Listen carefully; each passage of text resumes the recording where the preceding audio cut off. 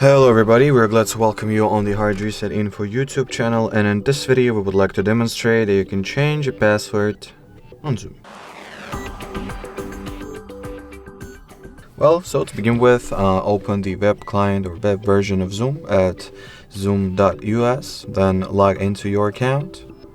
After that, at this little drop-up menu at the top, go for the profile section.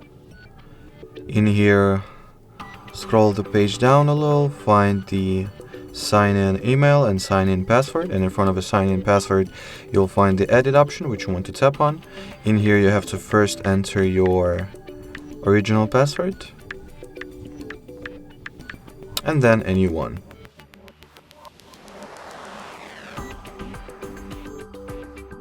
Now just tap on the Save Changes. Oh, of course I forgot to confirm the new password, so enter it once again.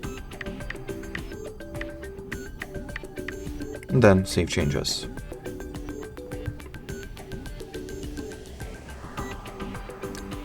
And just like so, you have successfully changed the password to your Zoom account. Alrighty, so that will be it. Thanks for watching and bye bye.